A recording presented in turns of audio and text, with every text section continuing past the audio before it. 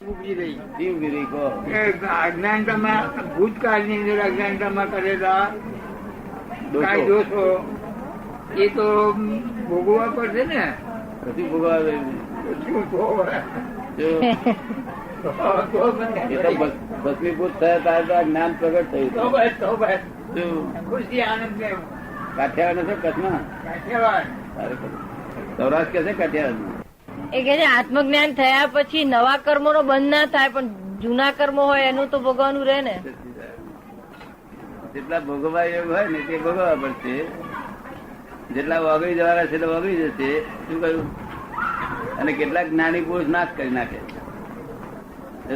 નહીં તો આત્મા પ્રગટ થાય જ નહીં. જો કર્મ નાશ ના થાય તો આત્મા પ્રગટ થાય નહીં. તમે સમજાય છે ને? એટલે એમને કર્મ નાશ થયો તો આત્મા પ્રગટ થઈ ગયો. તમારો કર્મ નાશ થાય ત્યારે આત્મા પ્રગટ થયો ને. નહીં તો આત્મા નિરંતર છે ને, નિરંતર ના ના હું શુદ્ધાત્માથી ભાન રહે છે ને કે નથી રહેતું એ નિરંતર થયું. તો ભાન થવું જોઈએ. શું કહ્યું? નિરંતર થવું જોઈએ. પાછું એમ આજુબાજુ ના થયું. ધીરુભાઈ પૂછે છે કે મહાવીર સાહેબ ભગવાનને, મહાવીર સ્વામી ભગવાનને પણ કર્મનો ભોગવો તો કરવો પડ્યો હતો. કાનમાં ખીલા નાખ્યા હતા, પગે અગ્નિ દા દીધો તો, આવું બધું કર્યું હતું. તો એ બધું કેમ? એ અમુક કર્મ ભોગવવા પડે, અમુક કર્મ ભોગવવા પડે. બીજા કર્મ વળી જાય, બધા ભસ્મીભૂત કરી નાખે. મહાવીર સ્વામીને કોઈ કર્મ ભોગવવું જ પડ્યું નથી. આ તો બધું એક ફક્ત આ કોનમાં બરું વાગ્યું હતું, કોનમાં બરું વાગ્યું હતું અને પેલા દેવે મોકણ નાખ્યા હતા ને એવું થયું. બીજું કશું કર્મ બહુ ભોગવવા નહીં પડે. બરોબર ને? એને હોય ને જ્ઞાની પુરુષ જો કર્મ ભોગવવાનું હોય તો જ્ઞાની કરો. એ પૂછે છે જ્ઞાની હતા છતાં જ્ઞાનીને કર્મ ભોગવવાનો હોય જ નહીં.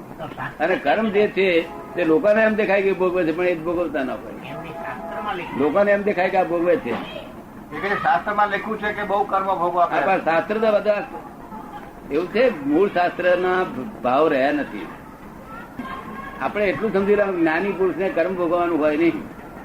તો અને જ્ઞાની પુરુષ કોઈ દાડો ત્યાગ કરે નહીં. કોઈ દાડો ત્યાગ ના કરે. હા, ત્યાગ જ્ઞાની પુરુષ કરે નહીં, અજ્ઞાની ત્યાગ કરે. કોણ કરે? અજ્ઞાની ત્યાગ કરે. જ્ઞાની ને તો ત્યાગ સંભવે નહીં. શું કેવાય? ત્યાગ સંભવે નહીં. ત્યાગનું ફળ ધર્મ છે. શું છે? ત્યાગનું ફળ ધર્મ છે. ત્યાગનું ફળ ધર્મ. તે ધર્મ અને અધર્મ નો જ્યાં ગોસાઈ દીધેલા હોય. શું કહ્યું? જ્ઞાની પુરુષ ને ધર્મ અધર્મ હોય નહીં, શુભાશુભ હોય નહીં, એમને ત્યાગ હોય નહીં. કે શુભાશુભ તો કેવળ જ્ઞાન થાય પછી ને, એ પેલા તો શુભાશુભ હોય ને. કેવળ જ્ઞાન થયા પહેલા જ કરે. એટલે જ્યારથી આત્મજ્ઞાન જાણે ત્યારથી પછી શુભાશુભ નહીં.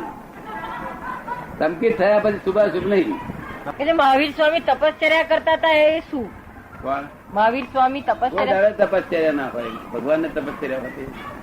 આ તો બધા ભગવાન ને તપશ્ચર્યા હોય નહીં. ભગવાન ને બાહ્ય દેખાય એવી તપસ્યા હોય નહીં. કોઈ ભગવાન તપસ્યા હતા દુઃખિત થાય છે એવું લાગે ને? ભગવાન દુઃખદ પડે છે એવું લાગે ને?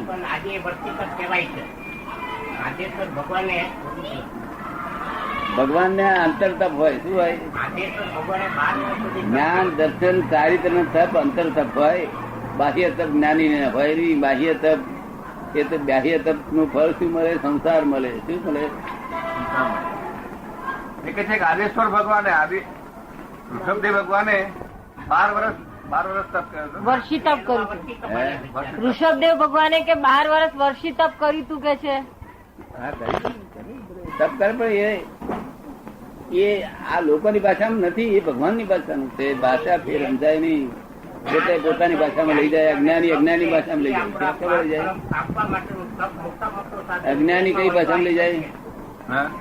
અજ્ઞાની અજ્ઞાન ભાષામાં લઈ જાય. અજ્ઞાન ભાષાની વાત નથી એ વચ્ચે. શું કહ્યું? એમ કે છે કે આ તો શાસ્ત્રમાં લખેલી વાત છે અને જ્ઞાનીએ લખેલી છે હજારો વર્ષ પહેલા. આપણે તો લખ્યું છે પણ પોતાની ભાષા તમારી ભાષામાં નહીં સમજાય. એ જ્ઞાનીની ભાષામાં સમજાય. જ્ઞાનીની ભાષા જુદી અને અજ્ઞાની ની ભાષા જુદી. તમે કહ્યું ને જ્ઞાની શું કહેવા માંગે છે અજ્ઞાની સમજી શકે નહીં. તમે કહ્યું ને એ જ્ઞાની સમજી શકે, એ સંજ્ઞા જ ના હોય. એટલે આ જ્ઞાનીઓની માટે આ બધું લોકો કે છે કે અમે ત્યાગ કર્યો ને તપ કર્યો, બધી વાતો અર્થ વગરની છે. જ્ઞાની ને કોઈ દાડો તપ ત્યાગ હોય નહીં, એને ત્યાગ જ ના હોય. કેવું વાત તો અજ્ઞાની દેવો બધા લક્ષણ એમ ના હોય તો જ્ઞાની છે ને. શું નામ છે એમનું? ધીરુભાઈ. હે ધીરુભાઈ, ધીરુભાઈ. શું આપને જાણવું છે? શું કે છે? કે મારે કે જાણવું નથી, આ તો વાત નીકળી એટલે ચર્ચા કરી. ના ચર્ચાનો વાંધો નહીં, પણ મારું કહેવાનું શું ફાયદો આમાં? જ્ઞાની પુરુષ ને આપણે કહીએ કે એમને આ તપ કર્યા છે એવું કહીએ તો આપણી અણસમજણ નો તો પાપ લાગશે. શું કહ્યું? આપણી અણસમજણ નો પાપ લાગશે. જ્ઞાની પુરુષ એવું હોતું છે, અજ્ઞાની નું હોય. કેવું? જ્ઞાની પુરુષ તપ ને જો ભોગવવાનો હોય તો જ્ઞાની પુરુષ છે ના. એટલું આપને વિચાર આવે કે ના આવે એટલું તમે કે અજ્ઞાની જેવા લક્ષણ હોય બધા. તમે જ્ઞાની એટલે કમ્પ્લીટ જ્ઞાની કહી દો છો, પછી એવા કોઈ તરતમતા નહીં, એમાં ડિગ્રી નહીં કોઈ? જ્ઞાની એટલે આપ તમે સંપૂર્ણ જ્ઞાની ની વાત કરો છો, એમાં પછી કોઈ તરતમતા ના હોય? સંપૂર્ણ જ્ઞાની નહીં, આત્મજ્ઞાન થાય ત્યાંથી જ બધા જ્ઞાન. પણ આત્મજ્ઞાન શું એક વખત થયું ટકી રહે છે કાયમ માટે? એ તો પ્રશ્ન આવવાનો જ પાછો. આત્મજ્ઞાન થયા પછી ટકી રહે કાયમ માટે કે એ પ્રશ્ન પાછો થાય ને? તમે જેને આત્મજ્ઞાન કહો છો, એ જેને થયું એ કાયમી એવું ને એવું રહે છે, પછી એ વધતું જ જાય. વધતું જાય. બરાબર છે, વધતું ક્યારે જાય કે એને હવે ડિગ્રીમાં મળશું એટલે એને પેલા ઓછું ગણશે ને પછી વધારે આવશે ને. વધે ને. જો પૂર્ણ થઈ ગયું તો વધવાનો કોઈ સ્કોપ જ નથી. અધૂરા હોય તો જ વધવાનો એને સ્કોપ. દાદા છે ને એ કે છે કે વધવાનો શું સ્કોપ? પૂર્ણ જો થઈ ગયું તો વધવાનો પૂર્ણાહુતિ થઈ ગઈ હોય, પૂર્ણ થઈ ગયો હોય તો પછી વધવાનો સ્કોપ રહે જ નહીં ને. પૂર્ણ થયા ના રે. આત્મજ્ઞાન થયું હોય તો વધવા મળે. આત્મજ્ઞાન પછી કેવું જ્ઞાન છે ને? એ પૂર્ણ થતા સુધી વધવા મળે. એનું એવું છે. અસ્તિત્વ નું ભાન થયું માણસ ને, એ તો બધા આખા જગત ના જીવો નથી. ફરીથી કહો, શું કીધું? અસ્તિત્વ નું જયારે ભાન છે તે તો આખા જગત ને છે. અસ્તિત્વ નું ભાન આખા જગત ને છે. વસ્તુત્વ નું ભાન થાય, વસ્તુત્વ એટલે હું કોણ છું એવું ભાન થાય ત્યારથી એ એની મેરેજ પૂર્ણત્વ થયા કરે. શું થયા કરે? પૂર્ણત્વ આવ્યા કરે. હા, એટલે સ્વાભાવિક થયા કરે. અને એને કશું તપ ત્યાગ એ કશું કરવાનું હોય. તો એને શું કરવાનું હોય? જેને પેલા કશું જ કરવાનું ના હોય. એને જ્ઞાતા દ્રષ્ટા પરમાર પોતાના સમ્યક જ્ઞાન દર્શન ચારિત્રમાં રહે અને તપમાં રહે. જેમને જ્ઞાન દર્શન ચારિત્ર તપ, એ તપ એ સમજવા જેવી વસ્તુ. એ તપ આ બાહ્ય દેખાય નહીં. એ તપ આવું આત્મિક તપ છે. આવું તપ નથી. એ આત્મિક તપ છે. એ જુદું તપ છે. અજ્ઞાની કોઈ દાડો ના સમજાય. માથા ફોડી મરી જાય તો ના સમજાય. શું જ્ઞાન દર્શન ચારિત્ર તપ એ ચારેય અંતર તપ છે. અંતર જ્ઞાન છે ને અંતર દર્શન છે. આ બાહ્ય જ્ઞાન બાહ્ય દર્શન એ જુદી વસ્તુ છે. આ તમને જે તપ દેખાય બાહ્ય તપ, એનાથી પુણ્ય બંધાય. શું થાય? પુણ્ય બંધાય. અંતર તપ થી મોક્ષ.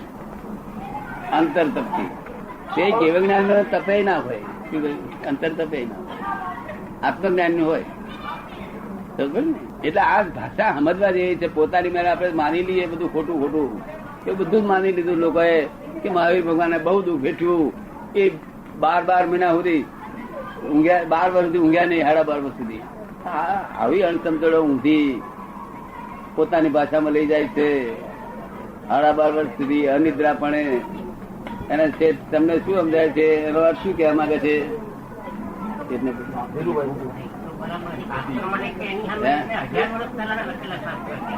શાસ્ત્રમાં લખેલું છે. એવું છે લખેલું, પણ તમારી ભાષામાં સમજો તો પાપ લાગે કે ના લાગે? શાસ્ત્રમાં લખેલું સાચી વાત છે. અનિદ્રા પણ શાસ્ત્ર હું કબૂલ કરું છું, તમે કબૂલ કરો. તમે શું સમજાય એમાં? એમના જે કર્મ હતા એ ખપાવવા એમને તપ તો કરવું જ પડે. કોઈ દાડો અનિદ્રા હોત નહીં. આ તમારી ભાષામાં જો આ જગત જે સમજી રહ્યું છે મહાવીર અનિદ્રા પણ 12 તો ઇન્સોમનિયા નો રોગ કેવા? શું કહ્યું? ઇન્સોમનિયા. આ તો લોકો સમજતા નહીં. મારી જ્ઞાનીઓ ઉપર શું પાપ બધો છો? મારો કહેવાનું જ્ઞાનીઓ ની જોડે શું વાત કરો? બીજા અજ્ઞાન ની વાત કરો ને. ના ના સમજાવશે. અંતર જાગૃતિ તમને સમજાય છે? શું શું થયું કેવાય રોગ? આદિન્દ્રા રોગ. હા, બધું છે. એ 12.5 વર્ષ ઊંઘ્યા નથી. અરે મારે તમને સમજણ ના પડે, ના બોલશો. શું કામ દોષ મોધો છો મારું કે તમને એમની ભાષા વાત સમજણ પડે એવી નથી. શાસ્ત્રમાં લખ્યું છે 12.5 વર્ષ નિદ્રા પણ રહ્યા. હવે તમે શું સમજ્યા એમાં મારું કોકડે પૂછો કઈ આમાં શું આપણે સમજણ પડે ને વાત કે જો કદી આંખે ઊંઘ જ ના આવતી હોય ને તો શું થાય? કયો રોગ કહેવાય?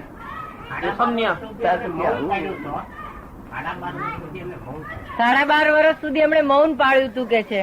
મૌન નો સવાલ નથી મારું કે 12.5 વર્ષે અનિદ્રા નો અર્થ ના જવું. અનિદ્રા એટલે બિલકુલ જાગ્રત, એમાં જરાય જોખું નહીં ખાધેલું. શું વાંખે તો બહાર ઊંઘતી હતી. આપડે જોવા જઈએ ને ત્યારે બહાર પગે ઊંઘતા હોય વાંખે. હા અમે કલાક 2 કલાક ઊંઘીએ પણ નિરંતર જાગ્રત.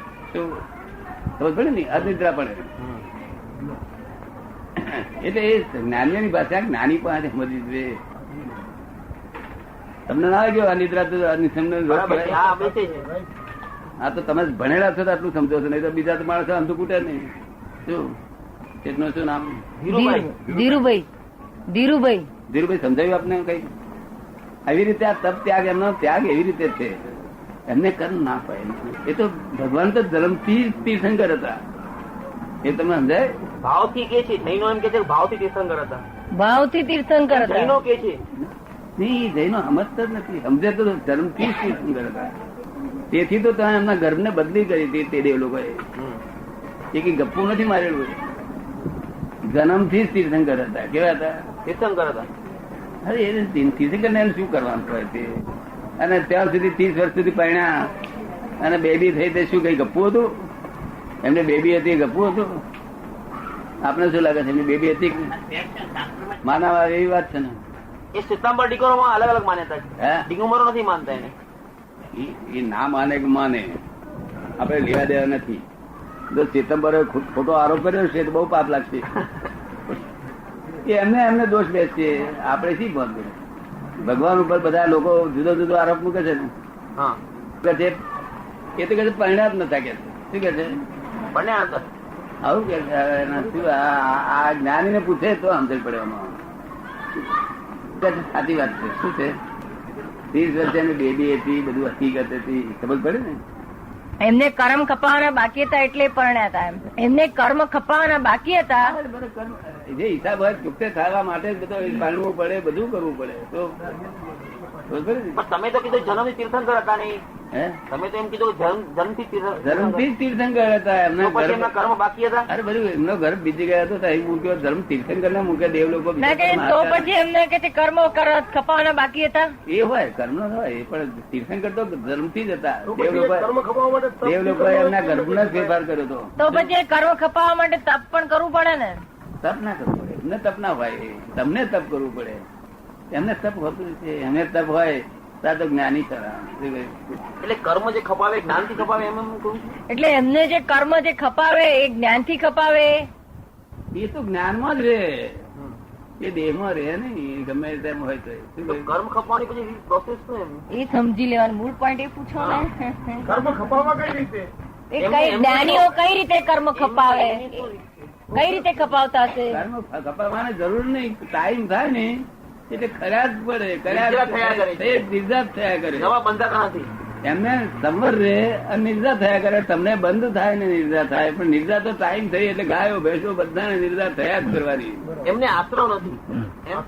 એમને આશરો નથી. આશ્રય એમને ખરો. આશ્રય ખરો. નિર્જા કરી અને સંવર. તમારે આશ્રવ નિર્જા અને બંધ. તમને બંધ પાડીને જાય.